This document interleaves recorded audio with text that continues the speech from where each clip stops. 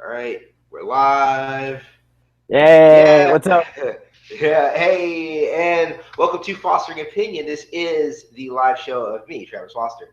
I come in every week. I talk to different guests, and we have a great time. And we try to bring some opinions and some nice hot takes. Today, I am joined by one of my good friends on the internet. He is um, a host of his own podcast, Talking Oscars. You can find at two, number two, A Jerry. I probably said that wrong. Um, Yeah, no, you said it. No, you said it perfectly. Thanks, man. You're the second person on record who said that right. So that's but yeah, good. this is my buddy Aziz Twaiji. Welcome, Aziz, to Fostering Opinion. Hey, thanks, man. I'm glad to be here. I'm glad to. I can just shut up whatever hot takes I can do and prepare you for. I want to prepare you first for all the most disliked video in your YouTube history. Just be prepared for that. Well, hot take. I don't mind dislike videos. I Sure. like that. But we're both fans of the Leisure Time community. So obviously, shout out to those guys. Aziz has been on their live streams, all their stuff as well. But yeah, so there's a whole thread about hot takes and say something. But no, if you like us, if you don't, whatever. I don't care. Like we're here, we're gonna have fun. That's all I want to do is for those hours just have fun, and we're going to talk about stuff and Awesome. bring everything through. So, speaking of hot takes, Awesome. I wasn't going to talk about video games this week, but Mighty Number Nine was released today, and again, I want to preface this: I have not played Mighty Number Nine, so it is unfair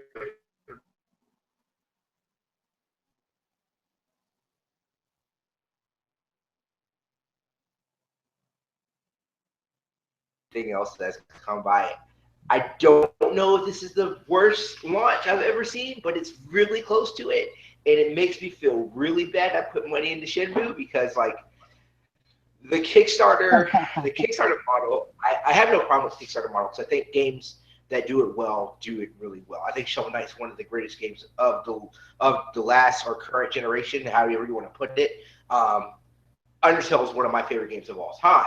So I think there are really good Kickstarter games, but what we're seeing, and I think it's a very apt thing to say, is publishers were very hesitant to, hey, let's give you all the money to make this thing. Never gotten that kind of, maybe they were right about that. You know, Well, I you have any mean, thoughts on that? well, I do. I have a lot of thoughts on Kickstarter, but my thoughts haven't changed from the very beginning. I was very skeptical. I was like, support who you think will make a good game and deliver it on time, and support those that who. And if you want to, and in the end, it's the choice is yours, and it just shows. And I mean, you just go back to the very first original success in Kickstarter, Tim Schafer, and after his campaign, you understand. Oh, that's why publishers don't want him to give him money because he is overambitious. He is, but he delivers. He delivers 100%. But he's overambitious and he spends all of the money that he gets. And now, so I'm glad that Kickstarter existed because now you can understand. Maybe publishers aren't in the wrong all the time. Maybe publishers have some say, but some publishers, Konami, are still pieces of shit. So Yeah. Well, I mean, yeah, well, yeah. I mean, when you're Konami, you don't give any kind of publisher any kind of play. right, Then this is his Norman Reedus naked baby game. So right. like but yeah, so I think there's going to be a thin line, right? So that's the whole thing about the hot take. There's got to be a thin line, and what's been very disconcerting about the whole My Number Nine, how that like PR team and the publishing aspect has taken this thing and not done a really good job with DLC not being available for Kickstarter backers, with it not being, I think, not being accessible for Xbox 360. Um, with the response of, well, at least it's better than nothing. Like this has just been awful, and Right, like right. I don't know what else you can do with it. Yeah, I just want to bring it up just a little bit because it would be the elephant in the room. Rabbit Room. I have no idea what any of that is. Right. But yeah, No, but I wanted to make a comment on the guy who said who's the translator. His name is Ben something. I actually met him while I was in Japan 2 years ago. It was yeah, and it's just so funny because he used to work for Capcom, and I met him and I talked to the guy, and I thought he was a genuinely nice dude who really liked video games.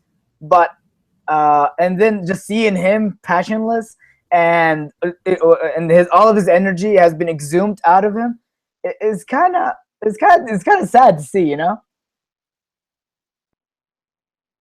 I think your video froze up on me.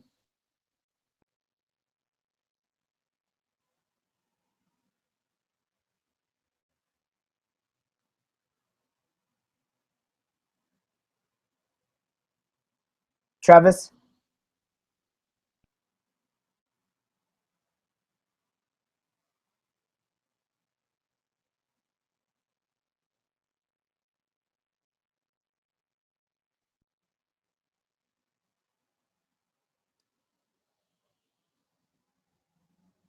Huh.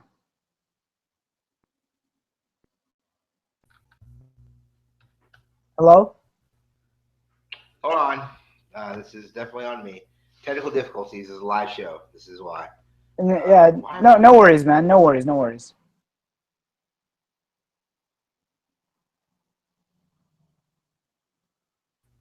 Am I coming in better now? Um, a Aziz, little. can you hear me? Yeah, no, I can hear you. I can hear you, but it is a little All right. better. But I mean, did you hear my All whole right. spiel? I did. I well when I could.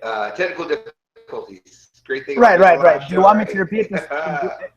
Well, I mean, the Yeah. story is that I met this guy 2 years ago, and he's so passionate. And he was working at he used to work for Capcom at the time. He actually did talk to me about the Money Number Nine, and he was so excited for it. And he's like, "This is gonna present to us a lot of opportunities." I think 2 years after doing all this bullshit, it just took a toll on him. Yeah, And and to be fair, the atmosphere that's around the whole indie scene is can be kind of toxic because the great thing is you're dealing directly with the consumer, but the bad thing is you're also dealing directly with the consumer. Something like Mighty Number Nine has been going on for such a long time, and for for the delays and for the expected situation with everything going through, like it is a very like it's understandable that these issues would be kind of coming up just because of how long people have been waiting for that game.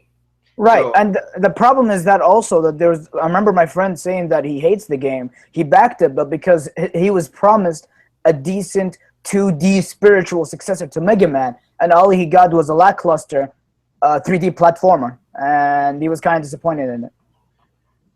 yeah, I think that's unfortunately that's going to be the problem with it is that whole disappointment of and that's kind of that's like what you said, like I'm kind of glad Kickstarter like what's pitched may not be exactly what you get. Really good Mega Man remakes, like I said, Shovel Knight's really great.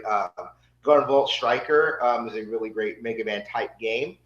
And you just have to kind of you want to kind of look at just what it is going forward before we can put a stamp on you know is this the kind of game that we have going through, what you're backing. Like I said, I feel foolish for backing Shenmue, but that was me. I think I Shinmu is a that mistake different though. story. I think Shinmu is just is That's what I I think it's just a marketing plot. That's about it. It's a marketing play. It's like, oh, look, we're the highest paid campaign in the world. And yeah, right. Like that game doesn't have $100 million budget already signed the check, but Sony's just waiting for the hype train to go on. That's about it. That's my belief. No way Shinmu is in trouble. Shinmu is gonna be delivered not on time, but I think it's gonna be released fall of 2018. It's gonna be exactly the game that everybody promised because it's no way that game did not have backing already. Just Sony wanted to make sure before they wanted to back that game. That's about it. That's it. right. Yeah, so that's the game talk. I didn't like I said, I didn't want to go too much on games. Sure. But yeah, obviously, hopefully, number 9. The DLC should fix some of the issues that they were having. So hopefully it is. And I have seen some reviews where like, Right. oh, the bosses are hard. It's like, well, Right. that's Mega Man. Right. But Right. yeah, so Aziz, you Yeah. have a show talking Oscars, which is about movies and the Oscar films, and Right. I will be on soon, um, Yes. Hopefully. and we're going to talk about some Forrest Gump. We're going to talk Nice. about Nice. Forrest Gump, which will be great. But what kind of got you into studying films and kind of looking at it at a more like a like not really academic, but like almost like anthropologic type way of going back and forth to movies. Well, I do have an academic interest in movies. I mean, the basic story is this. I was always interested in stories since I was a kid. I used to read books, read them, and just hearing about all the different cultures, all different stories, and just reading short stories and all of that. And then I was interested in history because, again, it's stories about people going through these turbulations. And then my interest naturally went into movies and video games. Video games are still catching up to the story aspect, but movies, what I love about movies is that it's so simple. It's not a book. Is there some? No. No, Okay. no, dogs. No. Dogs. Live show. Yeah. Okay. So what I love about movies, it's not a book. It doesn't take too much of your time. It's not a TV show where you have to invest. A movie is literally 2-3 hours max. You go in, you exit out, and the movie either changes you or entertains you, and that's what I love about it. It's compact. It's some movies could literally change your life. That's why I became a film geek, and that's why I want to be a filmmaker. Is that I've seen movies that did literally change my life. Literally, I just thought, I'm like, you can make stories about that. One of the earliest examples was Burn After Reading, and this is a spoiler for any. I don't know if have you seen the movie, Travis? Yeah, I've seen the movie. Yeah. So okay, so I'm not gonna ruin it for you, but if spoiler who hasn't seen the movie, like, well, you know what? I'm not gonna spoil it anyway. You have to watch it. I can't spoil it if you haven't watched it. With the midway point, story point, you know what? You know that one, right? You know the mid story point? Yeah.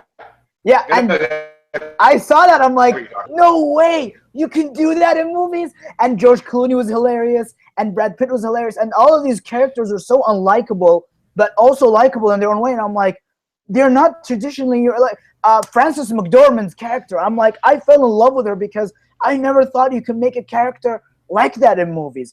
And it's one of my favorite Coen Brothers movies, and it just changed the way I was thinking. And it does feed into why I love the Oscars, despite a lot of people having reservations about the Oscar ceremony and all of that. But a lot of my love for film came from looking at the Oscar-nominated movies, and I'm like, oh, these are good movies. These are well, I mean, not all of them, but from them, I could watch movies that I would be interested in.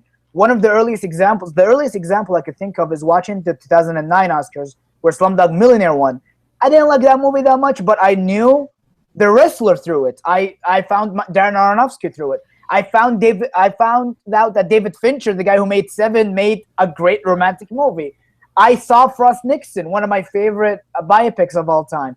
And that's the reason why I still defend the Oscars. That's why I'm a movie geek, because all of these movies can change you. All of these movies can change your perception. And that's that's my goal in the end, to make a movie, to change your perception, or at the very least, entertain you. Just make you feel something, you know? Right. I kind of the similar thing. I didn't really kind of grow up into like as a film geek. I very much was like an old literature. Can you hold that thought for a really second? Big into mythologies. Can just one second. Yeah, just 1 second. This is live television, folks, or live YouTube. So.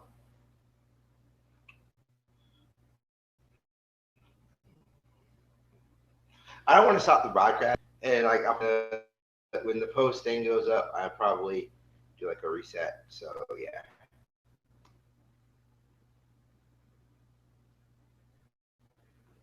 Live internet. I've also had internet issues, if you haven't noticed. So that will be another fun thing you get to notice. But we will definitely try to fix out these bugs. Hey, yeah, I just got a phone call, so. No, no problem. I just was talking to the camera, and I'll probably in the when I post the replay, edit some of this stuff out and Sure, everything. But sure. hey, it's live, Yeah, and yeah, we don't sure. have commercials. Right, right. No, but so I really got into film really later in life. I would say I was probably like a senior in high school, and this would be like 2003, and I was just my dad had Seattle television, and I never really kind of went through all these different channels, and just FC one day. I ended up watching Clerks for the first time, right? And that thing where you had with burning after reading, where you're like, well, you could do that with a movie. I watched Clerks, and I was like, wait, this can be a movie? And like, not to say that it wasn't bad, but like, it was just people having conversations that every day had. And I've seen like Jay and Violet say stuff that would be filtered through Comedy Central, like Dogma. But it's a spectacle. Dogma is a spectacle. Clerks is a very contained film that was just like, here's a way of telling a story. And then within that, I got into watching Beyond the Valley of the Dolls, and like watching older kind, like the older, as someone who's in that transformative years of like wanting to have like I want to have these external conversations. The reason why I tell people like my favorite anime is Fully Cooley, not because of it's short or anything else, but it was telling a very specific story that at my age it resonated with me so well. And those are the same thing those films do, right? So as I became more of a fan film buff, because a lot of cheesy movies I love, but it was those kind of experiences where I was like, all right, well, this will help me grow, and I'll start watching more of an independent movies. I'll watch Elijah Tay, or I'll watch, I can watch like Old Boy, stuff like that, like, and I can actually sit down and appreciate the film as a film. Speaking of David Fincher, I asked the story of Fight Club, but me and my roommate were having a conversation yesterday. Like the directing on that movie is fantastic. I just really hate that story. Well, I mean, I don't blame you for hating the story, because I hate the fans, because all the fans are like, yeah, man, commercialism is bad. I'm like, no, you just fell into the surface of the story. The story is that the guy who is giving you the idea that commercialism is bad is a toxic man. It's about deconstructing the toxic masculinity, and that's why when a lot of people criticize Fight Club, I'm like, for that idea, for like, oh, they are putting Tyler Durden on a pedestal.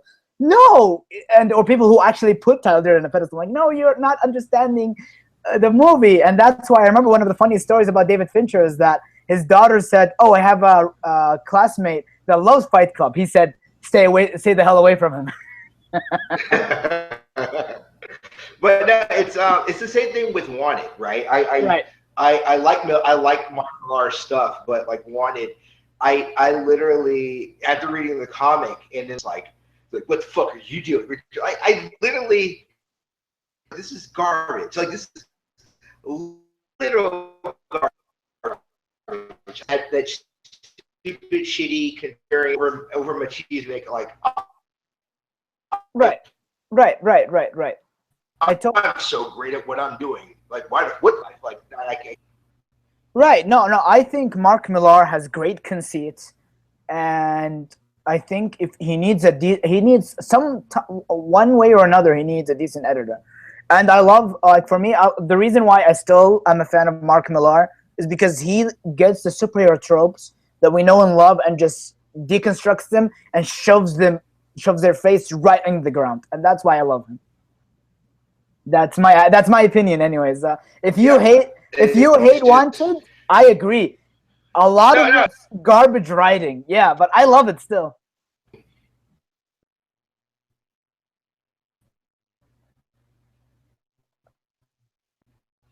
Yeah. Okay. So I like a lot of martial arts. Right. I like ultimate.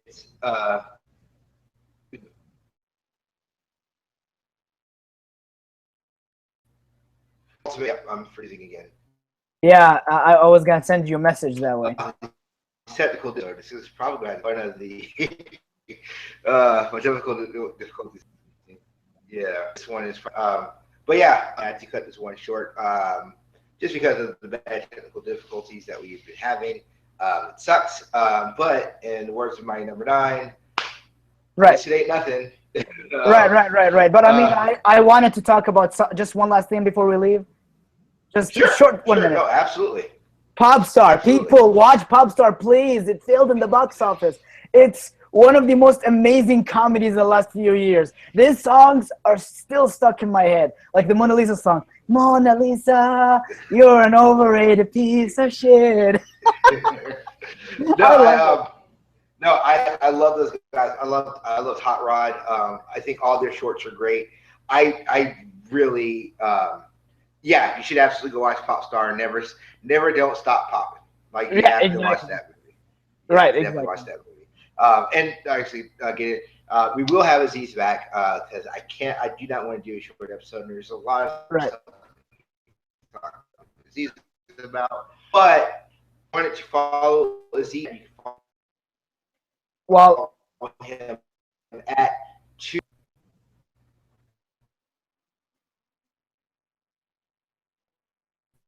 Oh, go ahead. Follow him at 2.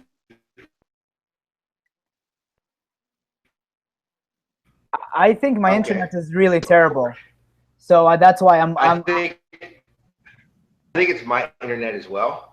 Yeah, it's terrible. It's like yeah, whatever. Yeah. But anyways, so I mean, when you post this on YouTube, just put it under. I don't think. Yeah. All right, Travis. Thanks, man. Yeah, it's a cavalcade. It was just off of this. Yeah, I'll try to get better internet next time. Okay. This has been hilarious. You can follow Aziz at 2AJerry on Twitter. Yes.